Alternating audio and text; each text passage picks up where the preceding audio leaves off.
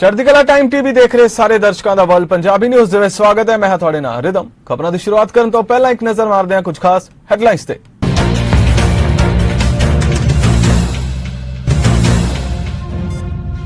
ਭਾਰਤ ਦੇ ਰਾਸ਼ਟਰਪਤੀ ਰਾਮਨਾਥ ਕੋਵਿੰਦ ਨੇ ਦਿੱਤੇ ਪਦਮ ਸ਼੍ਰੀ ਸਨਮਾਨ। ਪਹਿਲੇ ਪੜਾਅ 'ਚ ਤਕਰੀਬਨ 64 ਸ਼ਖਸੀਅਤਾਂ ਨੂੰ ਕੀਤਾ ਗਿਆ ਸਨਮਾਨਿਤ। ਅਦਾਰਾ ਚੜ੍ਹਦੀ ਕਲਾ ਦੇ ਚੇਅਰਮੈਨ ਸਰਦਾਰ ਜਗਜੀਤ ਸਿੰਘ ਦਰਦੀ ਨੂੰ ਦਿੱਤਾ ਗਿਆ Padma Shri award.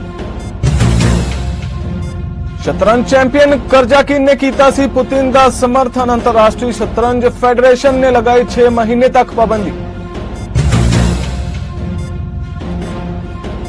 Zelensky Japan संसद नूं करनगे संबोधित। अंतरराष्ट्रीय समर्थन दी करनगे मंग।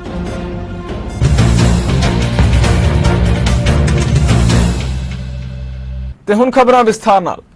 भारत के राष्ट्रपति ने बीते दिन राष्ट्रपति भवन च पद्म अवार्ड तकसीम किए। पहले पड़ाव च 64 शख्सियतां नूं पद्म सन्मान दिते गए, जिस विच चढ़दी कला ग्रुप के चेयरमैन सरदार जगजीत सिंह दर्दी नूं भी सर्वउच्च नागरिक सन्मान पद्म श्री अवार्ड दिता गया। इस सन्मान समारोह दौरान उप राष्ट्रपति एम वेंकैया नायडू, प्रधानमंत्री नरेंद्र मोदी, केंद्रीय गृह मंत्री अमित शाह, विदेश मंत्री एस जयशंकर समेत कई केंद्रीय मंत्री विशेष तौर पर शामिल हुए। सरदार जगजीत सिंह दर्दी वालों पत्रकारी के खेतर च निभाईयां जा रही सेवावां नूं लैके उन्हां नूं इह सन्मान दिता गया। इस दे नाल ही जनरल बिपिन रावत अते कांग्रेस नेता गुलाम नबी आजाद समेत कई शख्सियतां नूं पद्म पुरस्कार प्रदान किए गए। अज दे समारोह च 2 व्यक्तियों नूं पद्म विभूषण, 8 नूं पद्म भूषण अते 52 नूं पद्म श्री पुरस्कार दिते जाणगे। दस दे कि इस साल कुल 128 पद्म पुरस्कार दिते जा रहे हैं। साल 2022 ਲਈ कुल 4 पद्म विभूषण, 17 पद्म भूषण ਅਤੇ 107 पद्म श्री पुरस्कार दिते जा रहे हैं। पुरस्कार प्राप्त करने वालियां दी सूची च 34 महिलावां भी ने। पद्म पुरस्कार देने ਲਈ दूजा समारोह राष्ट्रपति भवन च 28 मार्च ਨੂੰ आयोजित किया जाएगा। विश्व के चोटी के शतरंज खिडारियों चों एक रूस के सरगई करजाकिन उते यूक्रेन उते रूस के हमले का समर्थन करने के दोष अंतरराष्ट्रीय शतरंज फेडरेशन ने 6 महीने की पाबंदी लगा दी है। विश्व खिताब लिए साबका चैलेंजर रूस के करजाकिन ने पिछले महीने यूक्रेन च रूसी फौजां लई भेजे जाने तो बाद एक खुले पत्र च रूसी राष्ट्रपति व्लादिमीर पुतिन के कदम का समर्थन किया सी। अंतरराष्ट्रीय शतरंज फेडरेशन की अनुशासनी कमेटी ने कहा है कि करजाकिन ने शतरंज की खेड या इसके प्रबंधकों की शाख नूं नुकसान पहुंचाने संबंधी नियम तोड़िया। उधर यूक्रेन के राष्ट्रपति वलोदोमीर जेलेंस्की रूसी हमले विरुद्ध संघर्ष लई अंतरराष्ट्रीय समर्थन हासिल करने दी कोशिशों के हिस्से वजों बुधवार नूं जापान की संसद नूं वर्चुअल माध्यम नाल संबोधित करनगे। अतीत के उल्ट इस बार जापान G7 समूह के होर देशों वांग रूस खिलाफ सख्त कदम चुकिया जा रहा है। हालांकि मास्को ने टोक्यो दी पाबंदियों का सख्त विरोध किया है। रूस खिलाफ कार्रवाई नाल कोई भी समझौता पूर्वी एशिया च एक बुरी मिसाल कायम कर सकता है, जिथे चीन तेजी नाल जोरदार फौजी कार्रवाई कर रहा है। दस दे कि जेलेंस्की का तकरीबन 10 मिनट का संबोधन जापानी संसद के हेडले सदन के मीटिंग कमरे च दिखाया जाएगा। हंसविले ओंटारियो च एक समागम च ओंटारियो के कंजरवेटिव MP ते हंसविले के साबका मेयर स्कॉट एचिसन ने कनेडा की कंजरवेटिव पार्टी की अगवाई लई अपनी मुहिम की शुरुआत की। स्कॉट एचिसन कंजरवेटिव नेता के तौर पर एरिन ओटूल की थां लैण लई इस दौर च शामिल होए ते नाल ही कंजरवेटिव MPs पियरे पोलिवरे ते लेसलिन लेविस, साबका फेडरल प्रोग्रेसिव कंजरवेटिव नेता जीन चार्टस अते ओंटारियो के साबका progressive conservative leader Patrick brown भी मौजूद रहे। So, without any further ado, Scott has been known in the past to reach out to other members, young members who are running for positions in the political realm. And I think he has been known to reach out to his MP, Eric Melello, from Kenora. And Eric is here today. He made the trek all the way here to support he's a member of parliament, to support his colleague Scott in his bid for the leadership of the Conservative Party of Canada. As a district councillor in 1994, Scott and I both ran to seek election as district councillors. Whether we ran for or against each other, we were both successful. Scott was this handsome 21-year-old, bright, articulate, and I'm going to call him a kid. a kid that I called Scotty. Scott approached his new role with vim and vigor and supported me on many projects as I did him. Scott loves this community, his riding, and he is passionate and a loyal Canadian. Scott has always had a longing desire to contribute to his community, which he has successfully achieved over the years as both a councillor, a deputy mayor, and a mayor for the last 20 years. However, Scott believes we can do better. Scott listens and gains respect while doing so. He is a consensus builder who will lead and make Canada a better place. Scott's speaking skills are second to none, as we have seen in the House of Commons in the last little while, and I'm sure many of you have heard Scott speak. He comes across as a pro. I have always envied Scott's speaking skills. They are second to none. If you would like to renew your membership or make a donation to the party, we have people here in the room. There's Kirsten, Nolan, and Liam. Where are you? Okay, good. So make sure that you get your memberships current, because that's the only way you will be able to vote for Scott or any member in the election. And I think that cutoff date is June 3rd. Am I correct? But let's do it soon and early, and the team are here to do that for you. Conservative party the ਅੰਤਰਿਮ leader Candice ਬਰਗਨ ਵੱਲੋਂ ਪੱਤਰਕਾਰਾਂ ਨਾਲ ਗੱਲਬਾਤ ਕੀਤੀ ਗਈ, ਜਿੱਥੇ ਉਹਨਾਂ ਰੂਸ ਤੇ ਯੂਕਰੇਨ ਵਿਚਾਲੇ ਬਣੇ ਹੋਏ ਤਣਾਅਪੂਰਨ ਹਾਲਾਤਾਂ ਤੇ ਚਿੰਤਾ ਪ੍ਰਗਟ ਕੀਤੀ ਤੇ ਨਾਲ ਹੀ ਉਹਨਾਂ ਯੂਕਰੇਨ ਤੇ ਨੋ ਫਲਾਈ ਜ਼ੋਨ ਦਾ ਸਮਰਥਨ ਕਰਨ ਦੀ ਵੀ ਚਰਚਾ ਕੀਤੀ ਤੇ ਕੈਂਡਿਸ ਬਰਗਨ ਵੱਲੋਂ ਪਾਰਟੀ ਦੀ ਲੀਡਰਸ਼ਿਪ ਦੀ ਦੌੜ ਤੇ ਵੀ ਗੱਲਬਾਤ ਕੀਤੀ ਗਈ। Although I will say this, I don't think anything should be off the table. I don't think NATO should take anything off the table. But what we called for, and what I said in my comments when President Zelensky was speaking to Parliament, is that at a minimum, the humanitarian corridors should be protected. And obviously it's up to experts and others to talk about and decide what's the best way to protect those corridors. Is it by protecting the airspace? But our point is we don't believe Canada or the world should just be throwing up our hands and saying that there's nothing that we could do. So then they should be protected. There's precedent for humanitarian corridors in war zones to be protected. And I don't think that I'm the only one saying this. There are others that have said that it's something that should be discussed and that is doable. So what we're just suggesting is that talk about the idea and talk about how we can protect what they will or will not do to Putin. I just don't think that's the best strategy. So I do agree with James Bazan. I think that whether ideally Ukraine would be able to shoot them down themselves, but they need to be supplied with those missiles to be able to do that. So that would be obviously ideal, but if they can't, there's got to be other ways that NATO or other allies can help to protect women and children, especially who are trying to escape. But the world is changing so quickly, and in light of what's happening in Ukraine, I believe all parties would be able to get behind. At least I can tell you Conservatives very much support that. But, it doesn't help to just announce it and then not do anything. The Liberals are behind, I think, about $10 billion in the promises that they've made to fund our defense, and they haven't spent that. So it's one thing to make promises, it's another to do it. And we very much would support better spending, more spending for our men and women in uniform. Bring our caucus together, have a united caucus, and we are very strong and united.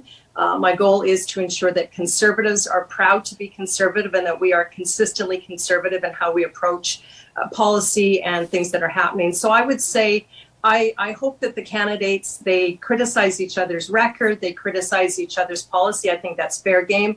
But I hope that they don't say bad things about each other. Just like Ronald Reagan said, it's not a good thing to say bad things about other members, and people who are thinking of buying Conservative memberships want to hear people's ideas. They want to hear what the candidates are going to be presenting. And so my encouragement to them is to stick to policy. Listen, I had many constituents actually in Ottawa. They wanted Justin Trudeau to listen to them. These are hardworking men and women who were tired of the overreach, the vaccine mandate overreach, which, by the way, continues with this government. All they wanted was the Prime Minister to listen to them. Instead, he divided, he wedged, and he stigmatized. I told them they needed to move the trucks. Obviously, they should not, and they moved the blockades that were at the border. We don't agree with any illegal activity, but listen. Canada ਭਰ ਦੇ ਸੂਬੇ 'ਚ ਲੋਕ ਹੌਲੀ-ਹੌਲੀ ਮਹਾਮਾਰੀ ਤੋਂ ਉੱਭਰ ਰਹੇ ਨੇ। ਲੋਕਾਂ ਵੱਲੋਂ ਮਾਸਕ ਦੀ ਵਰਤੋਂ ਨਹੀਂ ਕੀਤੀ ਜਾ ਰਹੀ। ਓਨਟਾਰੀਓ ਤੇ ਨੋਵਾ ਸਕੋਸ਼ੀਆ ਆਪਣੇ ਜ਼ਿਆਦਾਤਰ ਮਾਸਕ ਆਦੇਸ਼ਾਂ ਨੂੰ ਖਤਮ ਕਰ ਰਹੇ ਨੇ। ਪਰ ਦੇਸ਼ ਦੇ ਸਿਹਤ ਅਧਿਕਾਰੀਆਂ ਦਾ ਕਹਿਣਾ ਹੈ ਕਿ ਮਹਾਮਾਰੀ ਖਤਮ ਨਹੀਂ ਹੋਈ ਹੈ। ਮਹਾਮਾਰੀ ਵਾਪਸ ਆ ਸਕਦੀ ਹੈ, ਜਿਸ ਕਰਕੇ ਲੋਕਾਂ ਨੂੰ ਕੋਵਿਡ ਦੇ ਸਾਰੇ ਨਿਯਮ ਖਤਮ ਨਹੀਂ ਕਰਨੇ ਚਾਹੀਦੇ।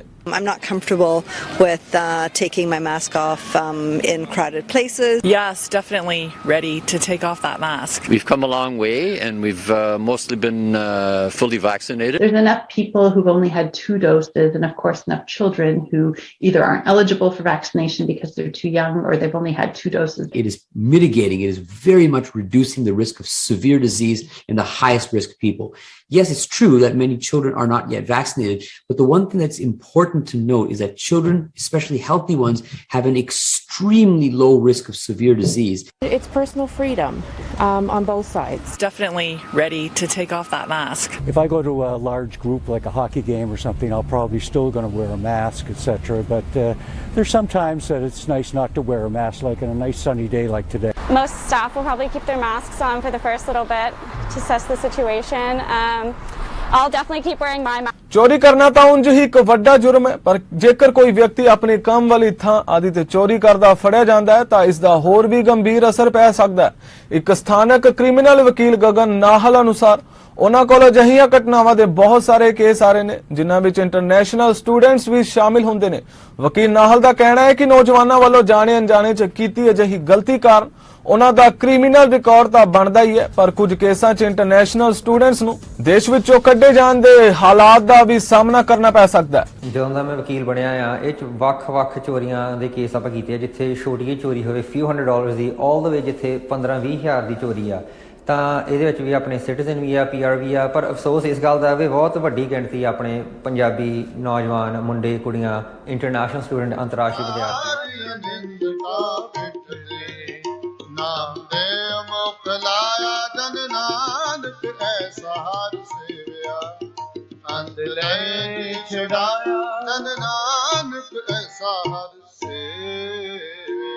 ਸ਼ਲੋਕ ਮਹਲਾ ਪਹਿਲਾ। ਆਪੇ ਭਾਂਡੇ ਸਾਜਨ ਆਪੇ ਪੂਰਨ ਦੇ, ਇੱਕ ਨੇ ਦੁੱਧ ਸਮਾਈਏ ਚੁੱਲੇ ਰਹਿਣ ਛੜੇ, ਇੱਕ ਨੇ ਹਾਲੀ ਪੈ ਸਵਾਨੇ ਕੋ ਪਰ ਰਹਿਣ ਖੜੇ, ਤੇ ਨਾ ਸਵਾਰ ਨਾਨਕਾ ਜਿਨ ਕਾ ਨਦਰ ਕਰੇ ਮਹਲਾ ਦੂਜਾ।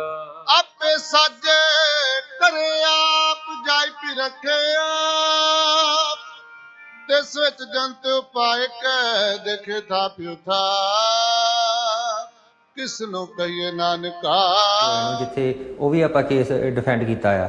ਸੋ ਇਹ ਕਾਫੀ ਜ਼ਿਆਦਾ ਚੋਰੀਆਂ ਦੇ ਕੇਸ ਆ ਰਹੇ ਆ, ਤਾਂ ਆਲਮੋਸਟ ਐਵਰੀ ਵੀਕ 1-2 ਕਾਲਾਂ ਆਉਂਦੀਆਂ ਹੁੰਦੀਆਂ ਥੈਫਟ ਕੇਸਿਸ ਦੇ ਬਾਰੇ। ਸਾਨੂੰ ਪਤਾ ਕੀ ਗੱਲ ਹੈ, ਜਦੋਂ ਕੋਈ ਵੀ ਥੈਫਟ ਕੇਸ ਹੁੰਦਾ ਆ ਸਭ ਤੋਂ ਪਹਿਲਾਂ ਦੇਖਿਆ ਜਾਂਦਾ ਵੀ ਕੀਮਤ ਕਿੰਨੀ ਆ ਥੈਫਟ ਦੀ, ਵੀ ਜਿਹਦੀ ਉਹ ਪ੍ਰੋਪਰਟੀ ਆ, ਜਿਹਦੀ ਉਹ ਪੈਸੇ ਆ, ਵੀ ਕਿੰਨਾ ਉਹਨੂੰ ਨੁਕਸਾਨ ਹੋਇਆ ਇਸ ਚੋਰੀ ਦੇ ਕਾਰਨ। over 500, under 500, 5000 ਤੋਂ ਜ਼ਿਆਦਾ, 5000 ਤੋਂ ਘੱਟ। That's the first thing the courts look at. ਉਦੋਂ ਬਾਅਦ ਚੋਂ ਇੱਕ ਬਹੁਤ ਜ਼ਰੂਰੀ ਗੱਲ ਹੈ, ਮੈਂ ਕਮਿਊਨਿਟੀ ਨੂੰ ਦੱਸਣੀ ਚਾਹੁੰਦਾ ਵੀ ਜਦੋਂ ਚੋਰੀ ਹੁੰਦੀ, ਇੱਕ ਤਾਂ ਹੁੰਦਾ ਵੀ ਕੋਈ ਸਟੋਰ ਦੇ ਵਿੱਚ ਦੁਕਾਨ 'ਚ ਚਲ ਜਾਂਦਾ, ਵੀ ਕੋਈ ਇਲੈਕਟ੍ਰੋਨਿਕ ਹੋਵੇ ਜਾਂ ਕੋਈ ਗਰੋਸਰੀ ਆਈਟਮ ਹੋਵੇ, ਜੇਬ 'ਚ ਪਾ ਕੇ ਜਾਂ ਪਰਸ 'ਚ ਪਾ ਕੇ ਬਾਹਰ ਆ ਜਾਂਦਾ। ਬਟ ਇੱਕ ਹੈਗੀ ਹੈ ਚੋਰੀ ਜਿਹਨੂੰ ਤੁਸੀਂ ਕਿਸੇ ਦੇ ਨਾਲ ਕੰਮ ਕਰਦੇ ਆ। ਹੁਣ ਤੁਹਾਨੂੰ ਇੱਕ ਇੰਪਲੋਇਰ ਹਾਇਰ ਕਰਦਾ ਆ, ਇੰਪਲੋਈ ਨੂੰ ਇੱਕ ਭਰੋਸੇ ਤੇ, ਇੱਕ ਟਰਸਟ ਦੇ ਉੱਤੇ ਵੀ ਇਹ ਇਨਸਾਨ ਨੂੰ ਮੈਂ ਹਾਇਰ ਕੀਤਾ ਵੀ ਇਹ ਮੇਰੀ ਹੈਲਪ ਕਰੂਗਾ, ਮੇਰੀ ਕੰਪਨੀ ਨੂੰ, ਮੇਰੀ ਸ਼ਾਪ ਨੂੰ ਅੱਗੇ ਲੈ ਕੇ ਜਾਊਗਾ। ਜਦੋਂ ਤੁਸੀਂ ਆਪਣੇ ਇੰਪਲੋਇਰ ਤੋਂ ਚੋਰੀ ਕਰਦੇ ਫੜੇ ਜਾਂਦੇ ਆ, ਜਿਹਨੂੰ ਇੰਟਰਨਲ ਥੈਫਟ ਕਹਿੰਦੇ ਆ, ਇੱਕ ਬ੍ਰੀਚ ਆਫ ਟਰਸਟ ਸਿਚੁਏਸ਼ਨ ਪੈਦਾ ਹੋ ਜਾਂਦੀ ਆ। ਵੀ ਇੱਕ ਇੰਪਲੋਇਰ ਦਾ ਤੁਹਾਡੇ ਤੇ ਭਰੋਸਾ ਸੀਗਾ, ਤੁਸੀਂ ਭਰੋਸਾ ਤੋੜਿਆ, ਉੱਥੋਂ ਹੀ ਚੋਰੀ ਕਰਕੇ ਜਿੱਥੋਂ ਤੁਹਾਨੂੰ ਪੇ ਮਿਲ ਰਹੀ ਆ। ਇਹਨਾਂ ਵਿੱਚ ਫਰਾਡ ਵੀ ਕਈ ਵਾਰੀ ਲੱਗ ਜਾਂਦਾ, ਬ੍ਰੀਚ ਆਫ ਟਰਸਟ ਹੋ ਜਾਂਦੀ, ਇੰਟਰਨਲ ਥੈਫਟ ਹੋ ਜਾਂਦਾ। ਸੋ ਇਹਨਾਂ ਦੇ ਵਿੱਚ ਗਿਲਟੀ ਹੋਣ ਦੇ, ਕਨਵਿਕਸ਼ਨ ਲੱਗਣ ਦੇ ਐਂਡ ਸਮਟਾਈਮਸ ਡੀਪੋਰਟੇਸ਼ਨ ਦੇ ਚਾਂਸ ਬਹੁਤ ਜ਼ਿਆਦਾ ਵੱਧ ਜਾਂਦੇ ਕੰਪੇਅਰ ਟੂ ਕੋਈ ਇਨਸਾਨ ਜਿਹੜਾ ਆਮ ਸਟੋਰ ਤੋਂ। ਹੁਣ ਤੁਸੀਂ PR ਹੋਵੋ ਜਾਂ ਆਪਣੇ ਵਰਕ ਪਰਮਿਟ ਹੋਵੋ, PR ਦਾ ਜਿਹੜਾ ਥ੍ਰੈਸ਼ਹੋਲਡ ਹੁੰਦਾ ਕਾਫੀ ਜਿੱਦਾਂ ਹਾਈ ਆ, ਸਟੂਡੈਂਟਾਂ ਵਾਸਤੇ ਲੋ ਆ ਵੀ ਜੇ PR ਇੱਕ ਗਲਤੀ ਕਰ ਲਵੇ ਤਾਂ ਸਟੂਡੈਂਟ ਕਰ ਲਵੇ ਸ਼ਾਇਦ PR ਬਚ ਜਾਵੇ। ਸਟੂਡੈਂਟਾਂ ਲਈ ਬਹੁਤ ਘੱਟ ਚਾਂਸ ਰਹਿ ਜਾਂਦਾ ਡਿਪੈਂਡਿੰਗ ਵੀ ਜਿਹੜਾ ਚਾਰਜਸ ਸਮੇਰਲੀ ਪ੍ਰੋਸੀਡ ਕੀਤਾ, ਇੰਡਾਈਟੇਬਲ ਕੀਤਾ ਵੀ ਸਮਰੀ ਜਿਹੜੇ offense ਹੁੰਦੇ ਲੈਸ ਸੀਰੀਅਸ ਹੁੰਦੇ, ਇੰਡਾਈਟੇਬਲ ਜ਼ਿਆਦਾ ਹੁੰਦੇ ਆ। ਸੋ ਜਿਹਦਾ ਕਨਵਿਕਸ਼ਨ ਲੱਗ ਜਾਵੇ ਕਿਸੇ ਇੰਡਾਈਟੇਬਲ ਜਿੱਦਾਂ ਫਰਾਡ ਦੇ ਕੇਸ ਤੇ ਜਿਹੜਾ ਇੰਡਾਈਟੇਬਲ ਕੀਤਾ ਆ ਉਹਦੇ ਵਿੱਚ ਜਿਹੜਾ ਇੱਕ ਸਟੂਡੈਂਟ ਆ ਉਹਨੂੰ ਡਿਪੋਰਟ ਹੋ ਸਕਦੀ ਆ। ਪਰ ਜੇ ਹੁਣ ਆਪਾਂ ਥੈਫਟ ਕੇਸ ਦੇਖੀਏ, ਸਮੇਰਲੀ ਪ੍ਰੋਸੀਡ ਕੀਤਾ, ਛੋਟੀ ਚੋਰੀ ਆ ਵੀ ਬਾਹਲੀ ਨਹੀਂ ਹੈਗੀ, ਫਰਸਟ ਟਾਈਮ offense ਆ ਵੀ ਚਾਂਸ ਹੈਗਾ ਵੀ ਫਿਊਚਰ 'ਚ ਨਹੀਂ ਕੋਈ ਚੋਰੀ ਕਰਦਾ, ਉਹਦੇ ਵਿੱਚ ਸਟੂਡੈਂਟ ਹੀ ਬਚ ਸਕਦਾ। ਸੋ ਇਹ ਫੈਕਟ ਬਾਏ ਫੈਕਟ ਦੇਖਣਾ ਪੈਂਦਾ ਆ ਵੀ ਸਿਚੁਏਸ਼ਨ ਕੀ ਸੀ, ਇਹ ਕਾਹਤੋਂ ਚੋਰੀ ਕੀਤੀ ਗਈ ਆ, ਕੀ ਹੋਇਆ ਆ। ਇੱਕ ਆਪਾਂ ਗੱਲ ਦੇਖੀਏ ਮਿਲੀ ਜੇ ਕਾਮਨ ਡਿਨੋਮੀਨੇਟਰ ਦੇਖੀਏ, ਨਿਚੋੜ ਕੱਢ ਕੇ ਦੇਖੀਏ ਇਸ ਗੱਲ ਦਾ। ਜਦੋਂ ਕੋਈ ਇੰਡੀਆ ਤੋਂ ਇੱਥੇ ਸਟੂਡੈਂਟ ਆਉਂਦਾ ਆ ਉਹ ਕਹਿੰਦੇ ਆ ਵੀ ਸਟੂਡੈਂਟ ਪਰਮਿਟ 'ਤੇ ਅਸੀਂ ਇੱਕ ਹਫ਼ਤੇ ਦੇ 20 ਘੰਟੇ ਤੋਂ ਵੱਧ ਕੰਮ ਨਹੀਂ ਕਰ ਸਕਦੇ। ਪਿੱਛੋਂ ਜਦੋਂ ਆਉਂਦੇ ਆ ਵੇਚ ਵੱਟ ਕੇ ਸਾਰਾ ਕੁਝ ਤਕਰੀਬਨ ਆ ਜਾਂਦੇ ਆ, ਫੈਮਿਲੀ ਨੂੰ ਔਖਾ ਹੋ ਜਾਂਦਾ, ਕਹਿੰਦੇ ਵੀ ਬੈਕ ਹੀ ਆਇਆ, ਸਾਤੋਂ ਨਹੀਂ ਪੈਸੇ ਹੈਗੇ ਹੋਰ ਭੇਜਣ ਨੂੰ। ਤਾਂ ਹੁਣ ਇੱਥੇ ਇੱਕ ਕੋਵਿਡ ਦੀ ਸਿਚੁਏਸ਼ਨ ਪੈਦਾ ਹੋ ਗਈ, ਜੋਬਾਂ ਵੀ ਲੂਜ਼ ਹੋ ਗਈਆਂ, ਇੱਕ ਤਾਂ ਉਹਨੇ ਇੰਟਰਨੈਸ਼ਨਲ ਫੀਸਾਂ ਦੇਣੀਆਂ ਹੁੰਦੀਆਂ ਆਪਣੀਆਂ, ਦੂਜੇ ਪਾਸੇ ਆਪਣੇ ਬੇਸਮੈਂਟਾਂ ਦੇ ਅਪਾਰਟਮੈਂਟ ਰੈਂਟ ਦੇਣੇ ਹੁੰਦੇ ਆ। ਜਦੋਂ ਨਹੀਂ ਕਿਤੇ ਸੜਾ ਉਹਨਾਂ ਨੂੰ ਕੋਈ ਮਿਲਦਾ ਫਿਰ last road from my experience ਉਹ ਫਿਰ ਚੋਰੀ ਕਰ ਲੈਂਦੇ ਵੀ ਈਜ਼ੀ ਵੇ ਆਊਟ ਲੱਗਦਾ ਵੀ ਪਹਿਲੀ ਵਾਰ ਨਹੀਂ ਫੜੇ ਗਏ, ਦੂਜੀ ਵਾਰ ਨਹੀਂ ਗਏ ਵੀ ਸ਼ਾਇਦ ਬਚੀ ਜਾਵਾਂਗੇ, ਪਰ ਅਖੀਰ ਤੇ ਫੜੇ ਜਾਓਗੇ ਵੀ। ਕੋਈ ਵੀ ਹੁਣ ਇੰਪਲੋਏ ਇੰਨਾ ਵੀ ਨਹੀਂ ਭੋਲਾ ਹੁੰਦਾ ਵੀ ਆਪਣਾ ਨੁਕਸਾਨ ਬਾਰ-ਬਾਰ ਕਰਾਈ ਜਾਵੇ ਤਾਂ ਕੁਛ ਕਵੇ ਮਨਾ। So these are some of the reasons I've heard ਵੀ ਕਿਉਂ ਇਹ ਹੋ ਰਿਹਾ ਕੰਮ। ਬਰੈਂਪਟਨ ਦੇ ਇੱਕ ਜੱਜ ਨੇ ਇੱਕ ਆਦਮੀ ਨੂੰ ਉਸਦੀ ਸਾਬਕਾ ਪਤਨੀ ਨੂੰ 16 ਸਾਲਾਂ ਦੇ ਦੁਰਵਿਵਹਾਰ ਦੇ ਵਜੋਂ $1,50,000 ਦਾ ਭੁਗਤਾਨ ਦਾ ਫੈਸਲਾ ਸੁਣਾਇਆ। ਮਾਨਸਿਕ ਤੇ ਸਰੀਰਕ ਰੂਪ 'ਚ ਕੁੱਟਮਾਰ, ਵਿੱਤੀ ਮੁਸ਼ਕਲਾਂ, ਜ਼ੁਬਾਨੀ ਬਦਸਲੂਕੀ ਸ਼ਾਮਿਲ ਹੈ। ਮਾਹਰਾਂ ਅਨੁਸਾਰ ਇਸ ਫੈਸਲੇ ਨੇ ਪਰਿਵਾਰਕ ਹਿੰਸਾ ਦੇ ਮਾੜੇ ਪ੍ਰਭਾਵਾਂ ਤੇ ਚਾਨਣ ਪਾਇਆ ਤੇ ਇਹ ਫੈਸਲਾ ਅੱਗੇ ਚੱਲ ਕੇ ਹੋਰਾਂ ਨੂੰ ਪ੍ਰਭਾਵਿਤ ਮਹਿਲਾਵਾਂ ਲਈ ਮਿਸਾਲ ਬਣੇਗਾ। ਸੋਚ ਕੇ ਦਹਿਸ਼ਤ ਹੁੰਦੀ ਹੈ ਕਿ ਵੀ ਸਾਡੇ ਸਾਰੇ ਅਸੀਂ ਕਿਸੇ ਨਾ ਕਿਸੇ ਨੂੰ ਜਾਣਦੇ ਹਾਂ, ਅਸੀਂ ਸਾਰੇ 1 ਤੋਂ ਲੈ ਕੇ 5 ਜਣਿਆਂ ਨੂੰ ਜਾਣਦੇ ਹਾਂ, ਉਹ ਬਹੁਤ ਵੱਡਾ ਨੰਬਰ। ਮੇਰਾ ਮੰਨਣਾ ਹੈ ਕਿ ਹੁੰਦੀ ਤਾਂ ਸਾਰੇ ਕਿਤੇ ਹੈ, ਪਰ ਜੇ ਅਸੀਂ ਸਾਊਥ ਏਸ਼ੀਅਨ ਆ ਤਾਂ ਆਪਾਂ ਨੂੰ ਆਪਣੀ ਕਮਿਊਨਿਟੀ ਦੇ ਬਾਰੇ ਜ਼ਿਆਦਾ ਪਤਾ ਹੋਊਗਾ, ਆਪਣੀ ਕਮਿਊਨਿਟੀ ਦੇ ਐਕਸਪੀਰੀਅੰਸ ਬਾਰੇ ਜ਼ਿਆਦਾ ਪਤਾ ਹੋਊਗਾ। ਮੈਂ ਇਹ ਨਹੀਂ ਕਹਿਣਾ ਚਾਹੁੰਦੀ ਕਿ ਵੀ ਸਾਊਥ ਏਸ਼ੀਅਨ ਕਮਿਊਨਿਟੀ ਦੇ ਵਿੱਚ ਕੋਈ ਜ਼ਿਆਦਾ ਵਾਇਲੈਂਸ ਹੈ, ਕਿ ਅਸੀਂ ਕੇਸਿਸ ਦੇਖਦੇ ਹਾਂ ਕਿ ਸਾਨੂੰ ਐਕਸਪੀਰੀਅੰਸ ਦਾ ਪਤਾ, ਸਾਨੂੰ ਪਤਾ ਦੇਖੋ ਉਹ ਤਾਂ ਟਾਈਮ ਦੱਸੂਗਾ। ਇਹ ਤਾਂ ਜਿਵੇਂ ਕਿਉਂਕਿ ਪਹਿਲਾ ਕੇਸ ਇਸ ਤਰੀਕੇ ਦਾ ਹੈ ਤਾਂ ਕਰਕੇ ਇਹਨੂੰ ਲੈਂਡਮਾਰਕ ਜਜਮੈਂਟ ਕਿਹਾ ਜਾ ਰਿਹਾ ਹੈ, ਪਹਿਲਾ ਕੇਸ ਹੈ। ਹੋਪਫੁਲੀ ਇਹਦੇ ਨਾਲ ਆਪਣੀ ਜਿਹੜੀ ਜੁਡੀਸ਼ਰੀ ਹੈ, ਜਿਹੜਾ ਲਾਇਰਸ ਨੇ, ਉਹ ਸਾਰੇ ਜਣੇ ਇਹਨੂੰ ਅਪਲਾਈ ਕਰਨ ਦੀ ਕੋਸ਼ਿਸ਼ ਕਰਕੇ ਦੇਖਣਗੇ ਤੇ ਇਹ ਇੱਕ ਤਰੀਕੇ ਨਾਲ ਉਹਨੂੰ ਕਹਿ ਲਓ ਕਿ we are going in the right direction, ਇੱਕ ਸਟੈਪ ਅੱਗੇ ਲੈ ਰਹੇ ਹਾਂ ਅਸੀਂ। ਅਫਗਾਨਿਸਤਾਨ ਦੇ ਅੰਦਰੂਨੀ ਹਾਲਾਤ ਤੋਂ ਤੰਗ ਪਰੇਸ਼ਾਨ ਬਹੁਤ ਸਾਰੇ ਸਿੱਖ ਤੇ ਹਿੰਦੂ ਪਰਿਵਾਰ ਰਿਫਿਊਜੀ ਦੇ ਤੌਰ ਤੇ ਕੈਨੇਡਾ ਆਉਣ ਲਈ ਲੰਬੇ ਸਮੇਂ ਤੋਂ ਉਡੀਕ ਕਰ ਰਹੇ ਸਨ ਅਤੇ ਇਹਨਾਂ ਵਿੱਚੋਂ ਬਹੁਤ ਸਾਰੇ ਪਰਿਵਾਰ BC 'ਚ ਪਹੁੰਚ ਗਏ ਨੇ। ਇਹਨਾਂ ਲੋਕਾਂ ਦਾ ਕੈਨੇਡਾ 'ਚ ਸਵਾਗਤ ਕਰਨ ਲਈ ਕੈਨੇਡਾ ਦੇ ਵਿਦੇਸ਼ ਵਿਭਾਗ ਦੇ ਪਾਰਲੀਮੈਂਟ ਸਕੱਤਰ ਮਨਿੰਦਰ ਸਿੱਧੂ ਚੇਚੇ ਤੌਰ ਤੇ BC ਪਹੁੰਚੇ ਹੋਏ ਸਨ। ਸੋ ਅਸੀਂ ਇੱਥੇ ਆਏ ਹੋਏ ਹਾਂ ਬਰੈਂਪਟਨ ਤੋਂ, ਕੱਲ੍ਹ ਹੀ ਪਹੁੰਚੇ ਸੀਗੇ ਵੈਨਕੂਵਰ 에ਅਰਪੋਰਟ ਤੇ to welcome lots of Afghanistan Sikh family. ਜਿਹੜੇ ਮਨਮੀਤ ਸਿੰਘ ਭੁੱਲਰ ਫਾਊਂਡੇਸ਼ਨ ਨੇ ਬਹੁਤ ਜ਼ੋਰ ਲਾ ਕੇ ਕੰਮ ਕੀਤਾ, ਪੂਰੇ ਫੈਮਿਲੀ ਨੇ ਵੋਲੰਟੀਅਰ ਵਰਕ ਆਪਣੇ ਉੱਥੇ ਕਾਫੀ ਸਿੱਖ ਫੈਮਿਲੀਜ਼ ਆਈਆਂ ਸੀਗੀਆਂ। ਸੋ ਜਿਹੜੇ ਆਪਣੇ ਮੈਂ ਥੋੜ੍ਹਾ ਜਿਹਾ ਆਰਗੇਨਾਈਜੇਸ਼ਨ ਦਾ ਤੁਹਾਨੂੰ ਦੱਸ ਦਿੰਦਾ, ਮਨਮੀਤ ਸਿੰਘ ਭੁੱਲਰ ਫਾਊਂਡੇਸ਼ਨ ਮਨਮੀਤ ਸਿੰਘ ਸ਼ੁਰੂ ਕੀਤੀ ਸੀਗੀ। I met him before many years ago ਜਦੋਂ ਸਾਡੇ ਘਰ ਆਏ ਸੀ ਬਰੈਂਪਟਨ 'ਚ, ਐਂਡ ਜਿਹੜਾ ਉਹਨਾਂ ਨੇ ਔਰਾ ਪ੍ਰੈਜੈਂਟੇਸ਼ਨ ਕੀਤਾ ਹੈ ਵੀ ਕਿੰਨਾ ਕੈਨੇਡੀਅਨਸ ਕਾਈਂਡਨੈਸ ਸ਼ੋ ਕਰ ਸਕਦੇ ਆ, our goodwill and how much Canada is respected around the world. So ਜਿਹਨੇ ਉਹਦੀ ਲੈਗੇਸੀ ਹੈਗੀ ਆ, ਹੁਣ ਨਾ ਉਹਨਾਂ ਦੇ ਸਿਸਟਰ ਤਰਜਿੰਦਰ ਕੌਰ ਭੁੱਲਰ ਨੇ ਤੇ ਉਹਨਾਂ ਦੇ ਫਾਦਰ ਸਾਹਿਬ ਨੇ, ਪੂਰੀ ਕਮਿਊਨਿਟੀ ਨੇ ਨਾਲ ਰਲ ਮਿਲ ਕੇ ਵੋਲੰਟੀਅਰਸ ਨੇ। ਸੋ ਕਾਫੀ ਫੈਮਲੀਜ਼ ਕੱਲ੍ਹ ਆ ਚੁੱਕੀਆਂ ਸੀਗੀਆਂ, from little girls, young kids, lots of families. There was Tanveer Kaur, ਉਹ 4 ਸਾਲ ਦੀ ਸੀਗੀ, ਛੋਟੀ ਜਿਹੀ ਕੁੜੀ, ਅਫਗਾਨਿਸਤਾਨ ਤੋਂ ਆਈ ਸੀਗੀ। And it's incredible the work ਜਿਹੜੀ ਆਪਣੇ ਤਰਜਿੰਦਰ ਭੁੱਲਰ ਸਾਹਿਬ ਨੇ ਬਹੁਤ ਵਧੀਆ ਕੰਮ ਕੀਤਾ ਹੈਗਾ ਆ to bring the families here. ਜਦੋਂ ਸਾਡੇ ਪੇਰੈਂਟਸ ਵੀ early 1980s ਆਏ ਸੀਗੇ, ਉਹ ਵੀ ਓਪਰਚੁਨਿਟੀਜ਼ ਲੈ ਆਏ ਸੀਗੇ। ਸੋ ਮੈਨੂੰ ਬਹੁਤ ਵਧੀਆ ਲੱਗਾ ਸੀਗਾ when I was able to be part of the welcoming, because ਜਿਹੜੇ ਭੁੱਲਰ ਫਾਊਂਡੇਸ਼ਨ ਨੇ ਬਹੁਤ ਵਧੀਆ ਕੰਮ ਕੀਤਾ। I think it's incredible and it's very inspiring.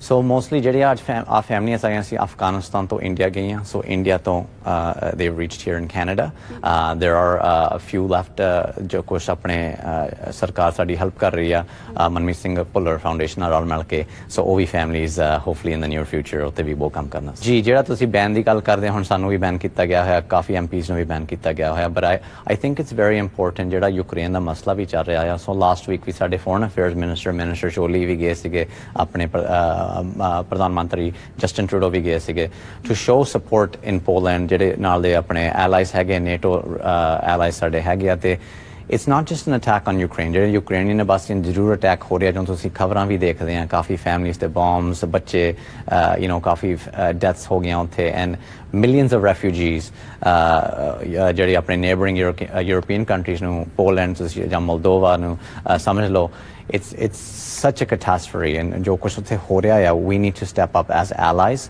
because ਇਹ attack ਹੈਗੀ ਆ ਯੂਕਰੇਨ population ਤੇ ਵੀ ਹੈ but democracy ਤੇ ਵੀ ਹੈਗੀ attack and we need to continue standing strong with our allies ਜਿੱਦਾਂ ਹੁਣ ਤੁਸੀਂ sanctions ਦੀ ਗੱਲ ਕੀਤੀ ਆ through sanctions through lethal and non-lethal weapon aid through humanitarian assistance because ਸਾਨੂੰ ਪਤਾ ਬਹੁਤ ਲੋੜ ਪੈ ਰਹੀ ਹੈ ਜਿੱਦਾਂ millions of refugees ਆ ਰਹੇ ਆ ਜਿਹੜੇ ਆਪਣੇ neighboring ਦੇਸ਼ਾਂ ਦੇ ਵਿੱਚ for help because it's so sad but we as a nation need to continue standing strong and need to make sure that jada pressure pe Russia ta we need to continue to keep that up so ਤੁਸੀਂ ਹੁਣ ਦੇਖ ਲਓ Canada is a middleweight country ਤੁਸੀਂ ਕਹਿ ਲਓ we work closely with our NATO allies with our allies around the world ਭਾਵੇਂ ਤੁਸੀਂ US ਲਾ ਲਓ you know working with allies in Europe Germany ਲਾ ਲਓ it's important that we stand together as democratic countries ਜਦੋਂ ਤੁਸੀਂ ਰਲ ਕੇ ਖੜਦੇ ਆ ਇੱਕ ਮੁੱਦੇ ਤੇ especially on human rights or protecting democracy it's very important that we stand together because jada international rules based order haga that must be respected you know in Ukraine ਅਸੀਂ ਕਾਫੀ ਉੱਥੇ ਐਕਸਪੋਰਟ ਕਰਦੇ ਸੀ ਕਾਫੀ ਬਿਜ਼ਨਸ ਨੂੰ ਵੀ ਫਾਇਦਾ ਸੀ because ਜਿਹੜੇ people to people ties ਬਣੇ ਸੀ ਕਿ ਤਕਰੀਬਨ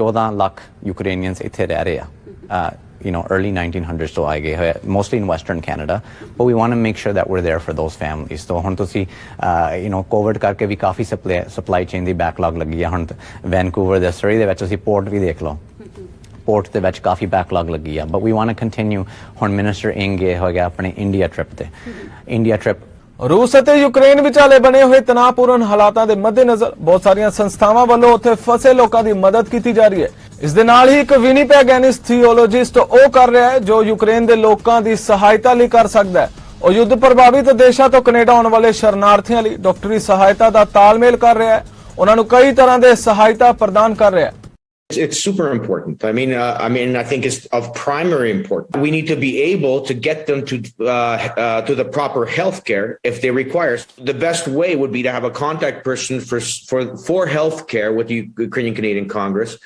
which can reach out to these to the offices, the office managers, to doctors, and a relationship can be established.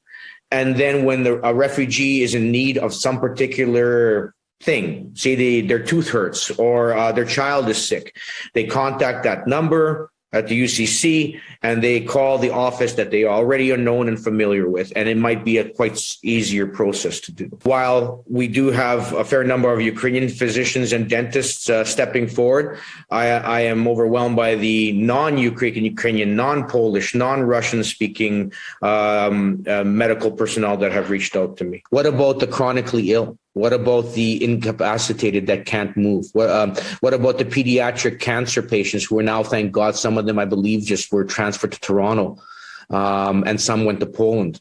What about the newborns with heart ailments that would have had surgery in Kyiv but now can't? What about the psychological issues that come out of this? They're going to need a whole lot of help. Ukraine ਦੇ ਰਾਸ਼ਟਰਪਤੀ ਵਲੋਦੋਮੀਰ Zelensky ਨੇ Israel ਤੋਂ ਰੂਸ ਦੇ ਵਿਰੁੱਧ ਸਖਤ ਰੁਖ ਵਰਤਣ ਦੀ ਅਪੀਲ ਕੀਤੀ ਤੇ ਆਪਣੇ ਦੇਸ਼ ਤੇ ਰੂਸ ਦੇ ਹਮਲੇ ਦੀ ਤੁਲਨਾ ਨਾਜ਼ੀ ਜਰਮਨੀ ਦੀ ਕਾਰਵਾਈ ਨਾਲ ਕੀਤੀ ਇਜ਼ਰਾਈਲ ਦੇ ਸੰਸਦ ਮੈਂਬਰਾਂ ਨੂੰ ਸੰਬੋਧਿਤ ਕਰਦੇ ਹੋਏ ਜ਼ੈਲੈਂਸਕੀ ਨੇ ਕਿਹਾ ਕਿ ਯੂਕਰੇਨ ਤੇ ਰੂਸ ਦਰਮਿਆਨ ਮੁੱਖ ਵਾਰਤਾਕਾਰ ਬਣ ਕੇ ਉੱਭਰੇ ਇਜ਼ਰਾਈਲ ਲਈ ਇਹ ਤੈਅ ਕਰਨ ਦਾ ਸਮਾਂ ਹੈ ਕਿ ਉਹ ਕਿਸ ਦੇ ਨਾਲ ਹੈ ਉਹਨਾਂ ਕਿਹਾ ਕਿ ਇਜ਼ਰਾਈਲ ਨੂੰ ਰੂਸ ਤੇ ਪਾਬੰਦੀ ਲਗਾ ਕੇ ਅਤੇ ਯੂਕਰੇਨ ਨੂੰ ਹਥਿਆਰਾਂ ਦੀ ਸਪਲਾਈ ਕਰਕੇ ਆਪਣੇ ਸਹਿਯੋਗੀ ਪੱਛਮੀ ਦੇਸ਼ਾਂ ਦੀ ਪਾਲਣਾ ਕਰਨੀ ਚਾਹੀਦੀ ਹੈ ਜ਼ੈਲੈਂਸਕੀ ਨੇ ਰੂਸ ਦੇ ਰਾਸ਼ਟਰਪਤੀ ਵਲਾਦੀਮੀਰ ਪੁਤਿਨ ਤੇ ਯੂਕਰੇਨ ਵਿਰੁੱਧ ਅੰਤਿਮ ਹੱਲ ਦੇ ਕੰਮ ਕਰਨ ਦਾ ਦੋਸ਼ ਲਾਇਆ ਪੰਜਾਬ ਅੰਦਰ ਪਿਛਲੇ ਕਈ ਦਹਾਕਿਆਂ ਤੋਂ ਚੱਲ ਰਹੀਆਂ ਸਰਕਾਰਾਂ ਦੀਆਂ ਸਮਾਜ ਲਈ ਨੀਤੀਆਂ ਤੋਂ ਲੋਕ ਸੰਤੁਸ਼ਟ ਨਹੀਂ ਸਨ।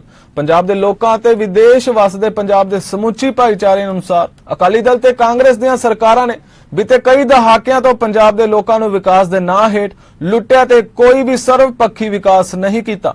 ਪਰ ਹੁਣ ਲੋਕਾਂ ਦੀ ਸੂਝ-ਬੂਝ ਅਤੇ ਸਿਆਣਪ ਕਾਰਨ ਪੰਜਾਬ ਦੇ ਲੋਕਾਂ ਨੇ ਨਵੀਂ ਆਮ ਆਦਮੀ ਪਾਰਟੀ ਦੀ ਸਰਕਾਰ ਨੂੰ ਮੌਕਾ ਦਿੱਤਾ ਹੈ। ਸੋ ਹੁਣ ਪੰਜਾਬ ਵਿੱਚ ਮੁੱਖ ਮੰਤਰੀ ਭਗਵੰਤ ਮਾਨ ਅਤੇ ਉਸ ਦੀ ਨਵੀਂ ਪੰਜਾਬ ਸਰਕਾਰ ਤੋਂ ਸਥਾਨਕ ਅਤੇ ਵਿਦੇਸ਼ੀ ਪੰਜਾਬੀਆਂ ਨੂੰ ਬਹੁਤ ਉਮੀਦਾਂ ਨੇ।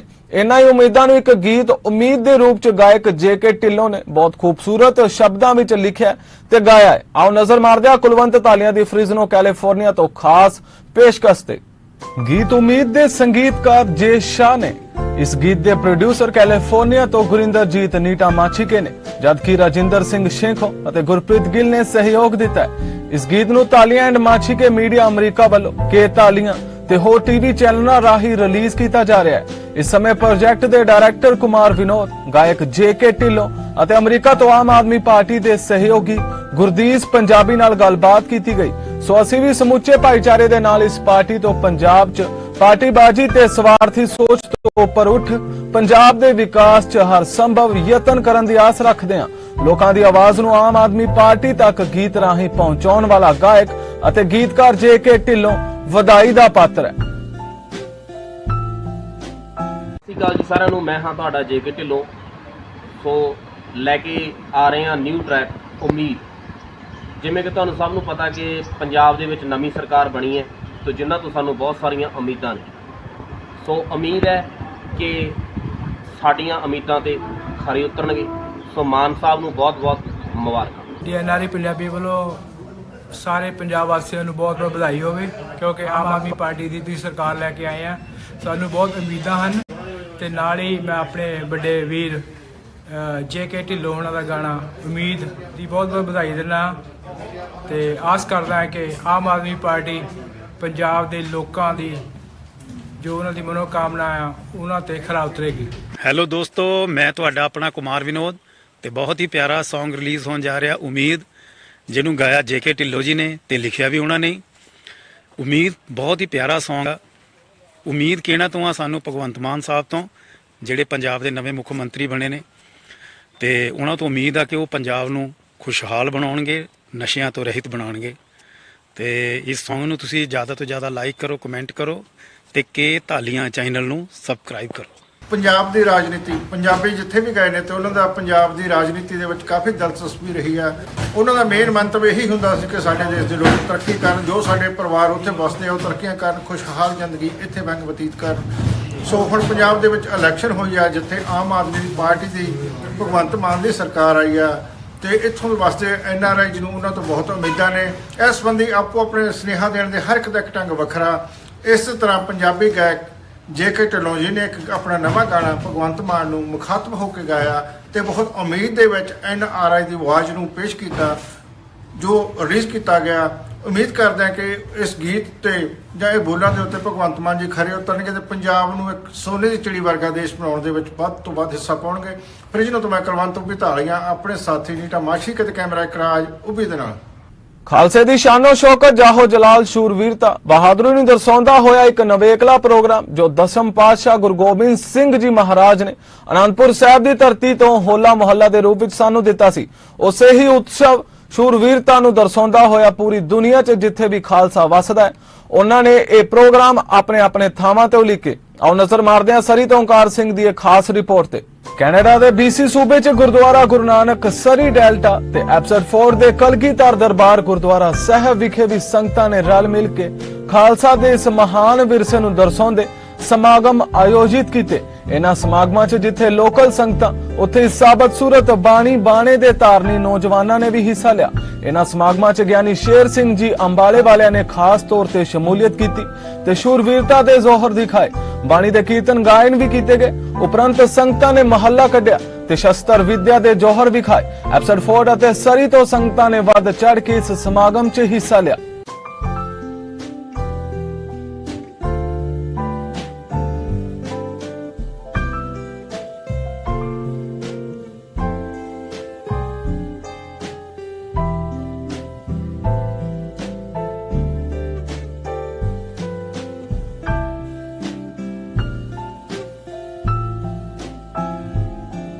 ਵਾਹਿਗੁਰੂ ਜੀ ਕਾ ਖਾਲਸਾ ਵਾਹਿਗੁਰੂ ਜੀ ਕੀ ਫਤਿਹ। ਦੇਸ਼ ਵਿਦੇਸ਼ 'ਚ ਦੇਖ ਰਹੇ ਸਾਰੇ ਚੜ੍ਹਦੀ ਕਲਾ ਚੈਨਲ ਨੂੰ ਦੇਖ ਰਹੇ ਸੰਗਤਾਂ ਨੂੰ ਅੱਜ ਆਪਾਂ ਲੈ ਕੇ ਆਏ ਇੱਕ ਖਾਸ ਜਗ੍ਹਾ ਦੇ ਵਿੱਚ, ਜੋ ਇਹ ਕੈਨੇਡਾ ਅਤੇ ਅਮਰੀਕਾ ਦਾ ਇੱਕ ਬਾਰਡਰ ਹੈ। ਕੈਨੇਡਾ ਅਤੇ ਅਮਰੀਕਾ ਦਾ ਬਾਰਡਰ ਜਿਹਦੇ ਵਿੱਚ ਕੋਈ ਬਾਰਡਰ ਨਹੀਂ ਹੈ, ਲੇਕਿਨ ਬਾਰਡਰ ਇੱਕ ਡਿਵੀਜ਼ਨ ਹੈ। ਇਸ ਡਿਵੀਜ਼ਨ ਦੇ ਰਾਈਟ ਸਾਈਡ ਤੇ ਕੈਨੇਡਾ ਤੇ ਲੈਫਟ ਸਾਈਡ ਤੇ ਅਮਰੀਕਾ ਹੈ। ਤੇ ਆਪਾਂ ਤੁਹਾਨੂੰ ਦਰਸ਼ਨ ਕਰਾਉਣ ਲੱਗੇ ਹਾਂ। ਇਹ ਉਹ ਜਗ੍ਹਾ ਹੈ ਜਿੱਥੇ ਆਪਾਂ ਬਿਨਾਂ ਕਿਸੇ ਰਿਸਟ੍ਰਿਕਸ਼ਨਸ ਤੋਂ, ਬਿਨਾਂ ਕਿਸੇ ਰੋਕ ਟੋਕ ਤੋਂ ਅਸੀਂ ਮਿਲ ਸਕਦੇ ਹਾਂ। ਜੋ ਇੱਥੇ ਲੋਕ ਮਿਲਦੇ ਹਨ ਇੱਕ ਦੂਜੇ ਪਰਿਵਾਰਾਂ ਨੂੰ, ਅਸੀਂ ਉਹਨਾਂ ਨਾਲ ਤੁਹਾਨੂੰ ਮਿਲਾਉਂਦੇ ਹਾਂ, ਪੁੱਛਦੇ ਹਾਂ ਕੀ ਹਾਲ ਚਾਲ ਹੈ ਉਹਨਾਂ ਦਾ ਤੇ ਉਹ ਇੱਥੇ ਕਿਉਂ ਆਉਂਦੇ ਹਨ, ਕੀ ਬੇਸਿਕ ਰੀਜ਼ਨਸ ਨੇ। ਕਿਉਂਕਿ ਕਈ ਵਾਰ ਕੀ ਹੁੰਦਾ ਹੈ, ਇੱਕ ਬਾਰਡਰ ਟੱਪ ਕੇ ਦੂਜੀ ਕੰਟਰੀ ਜਾਣ ਵਿੱਚ ਕਈ ਦਿੱਕਤਾਂ, ਕਈ ਤਕਲੀਫਾਂ ਆਉਂਦੀਆਂ ਹਨ। ਲੇਕਿਨ ਜਦੋਂ ਆਪਾਂ ਇੱਦਾਂ ਦਾ ਕੋਈ ਇੱਕ ਸਾਂਝੀ ਥਾਂ ਦੇਖ ਲਈਏ, ਉਹ ਸਾਂਝੀ ਥਾਂ ਤੇ ਜੇ ਆਪਾਂ ਮਿਲ ਸਕਦੇ ਹੋਈਏ ਤਾਂ ਵਧੀਆ ਹੈ। ਟਾਈਮ ਵੀ ਘੱਟ ਲੱਗਦਾ ਹੈ ਤੇ ਦਿੱਕਤਾਂ ਦਾ ਸਾਹਮਣਾ ਵੀ ਨਹੀਂ ਕਰਨਾ ਪੈਂਦਾ। ਖਾਸ ਕਰਕੇ ਅੱਜ ਦੇ ਯੁੱਗ ਦੇ ਵਿੱਚ ਜਦੋਂ ਰਿਸਟ੍ਰਿਕਸ਼ਨਾਂ ਚੱਲ ਰਹੀਆਂ ਨੇ ਮੁਲਕਾਂ ਦੀਆਂ, ਟੀਕੇ ਦੀਆਂ, ਤੇ ਕਈਆਂ ਨੇ ਵੈਕਸੀਨ ਲਵਾਈ ਹੈ, ਕਈਆਂ ਨਹੀਂ ਲਵਾਈ, ਉਹ ਰੀਜ਼ਨ ਵੀ ਬਹੁਤ ਸਾਰੇ ਬਣ ਜਾਂਦੇ ਨੇ। ਕਈਆਂ ਨੂੰ ਕੁਆਰੰਟੀਨ ਵੀ ਕਰਨਾ ਪੈਂਦਾ। ਸੋ ਉਹ ਰਿਸਟ੍ਰਿਕਸ਼ਨਾਂ ਤੋਂ ਬਚਣ ਵਾਸਤੇ ਇੱਥੇ ਬਹੁਤ ਸਾਰੇ ਪਰਿਵਾਰ, ਭਾਵੇਂ ਉਹ ਕਿਸੇ ਵੀ ਖਿੱਤੇ ਦੇ ਹੋਣ, ਕਿਸੇ ਵੀ ਮੂਲ ਦੇ ਹੋਣ, ਕਿਸੇ ਵੀ ਧਰਮ, ਕਿਸੇ ਵੀ ਜਾਤ ਦੇ, ਕਿਸੇ ਵੀ ਰੰਗ ਦੇ ਹੋਣ, ਇੱਥੇ ਮਿਲਦੇ ਹਨ। ਸੋ ਅੱਜ ਆਪਾਂ ਉਸੇ ਤਰੀਕੇ ਨਾਲ ਲੰਘਦੇ ਜਾ ਰਹੇ ਸੀ, ਆਪਾਂ ਦੇਖਿਆ ਇੱਥੇ ਇੱਕ ਪਰਿਵਾਰ ਅਮਰੀਕਾ ਤੇ ਕੈਨੇਡਾ ਦਾ ਵਿਛੜਿਆ ਹੋਇਆ ਜੋ ਪਰਿਵਾਰ ਆਪਾਂ ਇਕੱਠੇ ਹੋ ਰਿਹਾ ਸੀਗਾ, ਤੇ ਆਪਾਂ ਤੁਹਾਨੂੰ ਮਿਲਾਉਂਦੇ ਹਾਂ, ਨਾਲ ਵਿਚਾਰਾ ਕਰਦੇ ਹਾਂ। ਆਓ ਲੈ ਚਲੀਏ, ਬਣੇ ਰਹੋ। ਜਿਵੇਂ ਕਿ ਤੁਸੀਂ ਦੇਖ ਰਹੇ ਹੋ, ਇਸ ਵੇਲੇ ਆਪਾਂ ਪਹੁੰਚੇ ਹੋਏ ਹਾਂ। ਇਹ ਜੋ ਖਾਸ ਇਹ ਰੋਡ ਹੈ, ਇਹ ਰੋਡ ਜੋ ਹੈ ਇਹ ਬਹੁਤ ਮਹੱਤਵਪੂਰਨ ਤੇ ਆਪਣਾ ਮੁਕਾਮ ਰੱਖਦਾ ਹੈ। ਇਹ ਰੋਡ ਜੇ ਅਸੀਂ ਗੱਲ ਕਰੀਏ, ਇਸ ਵੇਲੇ ਆਪਾਂ ਬਿਲਕੁਲ ਕੈਨੇਡਾ ਅਤੇ ਅਮਰੀਕਾ ਦੇ ਵਿਚਕਾਰ ਖੜੇ ਹਾਂ। ਇਹ ਪੀਲੀ ਲਾਈਨ ਤੋਂ ਲੈਫਟ ਸਾਈਡ ਤੇ ਕੈਨੇਡਾ ਹੈ ਤੇ ਰਾਈਟ ਸਾਈਡ ਤੇ ਅਮਰੀਕਾ ਹੈ। ਸੋ ਜਿਹੜੀਆਂ ਵੀ ਫੌਜਾਂ, ਜਿਹੜੇ ਲੋਕ, ਜਿਹੜੇ ਵੀ ਆਪਣੇ ਪਤਵੰਤੇ ਇੱਕ ਦੂਜੇ ਨੂੰ ਮਿਲਣਾ ਚਾਹੁੰਦੇ ਨੇ, ਅਮਰੀਕਾ ਅਤੇ ਕੈਨੇਡਾ ਦੇ ਬਾਰਡਰਾਂ ਤੇ ਰੁਕੇ ਹੁੰਦੇ ਨੇ। ਉਹਨਾਂ ਨੂੰ ਵੈਕਸੀਨ ਕਰਕੇ ਜਾਂ ਹੋਰ ਕਾਰਨਾਂ ਕਰਕੇ ਜੇ ਉਹ ਆਪਣੇ ਮਿੱਤਰ ਪਿਆਰਾਂ ਨੂੰ ਨਹੀਂ ਮਿਲ ਸਕਦੇ, ਤਾਂ ਤੁਸੀਂ ਦੇਖ ਸਕਦੇ ਹੋ ਇਹ ਨਾਰਥਵੁੱਡ ਰੋਡ ਜਿਹੜੀ ਹੈ ਇਹ ਅਮਰੀਕਾ ਨੂੰ ਜਾਂਦੀ ਹੈ। ਤਾਂ ਬਹੁਤ ਸਾਰੇ ਲੋਕ ਇੱਕ ਦੂਜੇ, ਬਹੁਤ ਪਰਿਵਾਰ ਜੋ ਹਨ ਇੱਕ ਦੂਜੇ ਨੂੰ ਮਿਲਣ ਵਾਸਤੇ, ਇਹ ਆਪਾਂ ਕਹਿ ਸਕਦੇ ਹਾਂ ਕਿ ਵੀ ਇੱਕ ਇਹ ਬਾਰਡਰ ਹੈ ਜੀ ਅਮਰੀਕਾ ਤੇ ਕੈਨੇਡਾ ਦਾ, ਜਿਹੜੀ ਇਹ ਲਾਈਨ ਦਿਖਦੀ ਹੈ। ਤੇ ਪਰਿਵਾਰ ਆਪਣੇ ਆਪਣੇ ਫੈਮਲੀਜ਼ ਨੂੰ, ਕੈਨੇਡੀਅਨਸ ਅਮਰੀਕਨ ਨੂੰ ਤੇ ਅਮਰੀਕਨ ਕੈਨੇਡੀਅਨਸ ਨੂੰ ਇਸ ਥਾਂ ਤੇ ਆ ਕੇ ਇੱਕ ਦੂਜੇ ਦੇ ਦਰਸ਼ਨ ਕਰ ਲੈਂਦੇ ਨੇ, ਮੇਲ ਮਿਲਾਪ ਕਰ ਲੈਂਦੇ ਨੇ। ਸੋ ਭਾਵੇਂ ਸਰਕਾਰਾਂ ਜਿਵੇਂ ਮਰਜ਼ੀ ਵਿਤਕਰੇ ਪਾਉਂਦੀਆਂ ਹੋਣ, ਲੇਕਿਨ ਜੋ ਲੋਕ ਹਨ, ਜੋ ਪਿਆਰ ਵਾਲੇ ਹਨ, ਇੱਕ ਦੂਜੇ ਨਾਲ ਰਿਸ਼ਤੇਦਾਰੀਆਂ ਹਨ, ਉਹ ਨਹੀਂ ਰੋਕ ਪਾਉਂਦੀਆਂ। ਤੇ ਅਸੀਂ ਦੇਖ ਸਕਦੇ ਹਾਂ ਇਸ ਜੋ ਡਿਵੀਜ਼ਨ ਹੈ, ਇਸ ਡਿਵੀਜ਼ਨ ਤੇ ਰਾਈਟ ਸਾਈਡ ਤੇ ਕੈਨੇਡੀਅਨ ਫੈਮਿਲੀ ਤੇ ਲੈਫਟ ਸਾਈਡ ਤੇ ਇਹਦੇ ਪਾਰ ਜੋ ਹੈ ਅਮਰੀਕਨ ਫੈਮਿਲੀ, ਦੋਵੇਂ ਹੀ ਪਰਿਵਾਰ ਇੱਕ ਦੂਜੇ ਨੂੰ ਪਿਆਰ ਸਤਿਕਾਰ ਦੇ ਰਹੇ ਨੇ, ਮਿਲ ਰਹੇ ਨੇ ਇੱਥੇ। ਸੋ ਅਸੀਂ ਵੀ ਕੋਸ਼ਿਸ਼ ਕਰਦੇ ਹਾਂ ਕਿ ਸਰਕਾਰਾਂ ਨੂੰ ਬੇਨਤੀਆਂ ਕਰਦੇ ਹਾਂ ਕਿ ਜਿਹੜੀਆਂ ਵੀ ਇਹ ਰਿਸਟ੍ਰਿਕਸ਼ਨਾਂ ਨੇ, ਇਹਨਾਂ ਨੂੰ ਚੱਕੋ, ਤਾਂ ਕਿ ਪਰਿਵਾਰ ਜੋ ਹਨ ਇਸ ਤਰੀਕੇ ਨਾਲ ਮਿਲਣ ਦੇ ਬਜਾਏ ਪ੍ਰੋਪਰ ਮਿਲ ਸਕਣ ਤੇ ਆਪਣਾ ਪਿਆਰ ਸਤਿਕਾਰ ਇੱਕ ਦੂਜੇ ਨਾਲ ਬਹਾਲ ਕਰ ਸਕਣ। ਤੇ ਮੈਂ ਖਾਸ ਕਰਕੇ ਬਜ਼ੁਰਗਾਂ ਨੂੰ ਪੁੱਛਣਾ ਚਾਹਾਂਗਾ, ਬਜ਼ੁਰਗ ਤੁਸੀਂ ਅਮਰੀਕਾ ਤੋਂ ਆਏ ਹੋ, ਤੁਸੀਂ ਕੁਝ ਕਹਿਣਾ ਚਾਹੋਗੇ? ਸਾਰੀਆਂ ਦੇਸ਼ ਵਿਦੇਸ਼ ਦੀਆਂ ਸਮੂਹ ਸੰਗਤਾਂ ਨੂੰ ਵਾਹਿਗੁਰੂ ਜੀ ਕਾ ਖਾਲਸਾ, ਵਾਹਿਗੁਰੂ ਜੀ ਕੀ ਫਤਿਹ। ਇਹ ਜਿਹੜੀ ਜਗ੍ਹਾ ਹੈ ਲੰਡਨ, ਵਾਸ਼ਿੰਗਟਨ, USA ਦੇ ਵਿੱਚ ਬਾਰਡਰ ਏਰੀਆ, ਅਤੇ ਇਸ ਜਗ੍ਹਾ ਤੇ ਦੂਸਰੇ ਰਾਈਟ ਜਗ੍ਹਾ ਤੇ ਕੈਨੇਡੀਅਨ ਸਾਈਡ ਅਤੇ ਮੇਰੇ ਵਾਲੀ ਸਾਈਡ ਤੇ ਅਮਰੀਕਨ ਸਾਈਡ ਤੇ ਸੰਗਤਾਂ 'ਚ ਪਰਿਵਾਰ ਦੇ ਰੂਪ ਵਿੱਚ ਹੀ, ਅਤੇ ਪੰਥ ਅਕਾਲੀ ਗੁਰੂ ਨਾਨਕ ਦਲ ਨਿਹੰਗ ਸਿੰਘ ਜਥੇਦਾਰ ਬਾਬਾ ਮਾਨ ਸਿੰਘ ਜੀ ਮੜੀਆਂ ਵਾਲੇ, ਉਹਨਾਂ ਦਾ ਇਹ ਸਾਰਾ ਪਰਿਵਾਰ ਅਤੇ ਸਿੱਖ ਸੰਗਤਾਂ ਇਕੱਠੀਆਂ ਹੋਈਆਂ ਹਨ। ਪਰਿਵਾਰ ਅਤੇ ਸੱਚੇ ਪਾਤਸ਼ਾਹ ਦੇ ਚਰਨਾਂ ਵਿੱਚ ਅਰਦਾਸ ਬੇਨਤੀ ਕਰਦੇ ਹਾਂ ਕਿ ਮਹਾਰਾਜ ਆਪ ਜੀ ਕਿਰਪਾ ਕਰਿਓ, ਪਰਿਵਾਰ ਵਿੱਚ ਸਿੱਖੀ, ਸਿਦਕ, ਭਰੋਸੇ ਦੀ ਦਾਤ, ਚੜ੍ਹਦੀ ਕਲਾ ਦੀ ਦਾਤ ਬਖਸ਼ਦਿਆਂ ਹੋਇਆਂ ਇੱਥੇ ਇਹ ਸਿੰਘ ਬਾਣੇ ਵਿੱਚ ਰਹਿ ਕਰਕੇ ਆਪਣੀ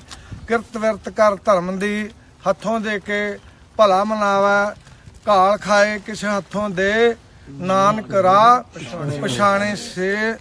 ਇਹ ਕਿਰਤ ਕਮਾਈਆਂ ਕਰਨ ਅਤੇ ਸਿੱਖੀ ਦਾ ਪ੍ਰਚਾਰ ਇੱਥੇ ਅਸੀਂ ਕਰਦੇ ਰਹੀਏ, ਇਹੋ ਹੀ ਆਪ ਸੰਗਤਾਂ ਕੋ ਆਸ ਕਰਦੇ ਹਾਂ। ਵਾਹਿਗੁਰੂ ਜੀ ਕਾ ਖਾਲਸਾ, ਵਾਹਿਗੁਰੂ ਜੀ ਕੀ ਫਤਿਹ। ਹਾਂਜੀ, ਬੇਸਿਕਲੀ ਜਿਵੇਂ ਆਪਾਂ ਗੱਲ ਕਰਦੇ ਹਾਂ ਕਿ ਵੀ ਇਹ ਲੀਗਲ ਹੈ, ਇਟਸ ਨਾਟ ਇਲੀਗਲ। ਸੋ ਜਿਵੇਂ ਅਸੀਂ ਦੇਖ ਰਹੇ ਹਾਂ ਕਿ ਗੁਰਸਿੱਖ ਪਰਿਵਾਰ ਤੇ ਆਪਣੇ ਪਰਿਵਾਰਾਂ ਨਾਲ ਮੇਲ ਕਰ ਰਹੇ ਨੇ, ਉਵੇਂ ਹੀ ਇੱਥੇ ਹੋਰ ਫੈਮਲੀਜ਼, ਭਾਵੇਂ ਉਹ ਗੋਰੇ ਹੋਣ ਤੇ ਭਾਵੇਂ ਉਹ ਕਿਸੇ ਵੀ ਮੂਲ ਦੇ ਹੋਣ, ਉਹ ਆ ਕੇ ਇੱਥੇ ਆਪਣੇ ਪਰਿਵਾਰਾਂ ਨੂੰ ਮਿਲ ਸਕਦੇ ਹਨ।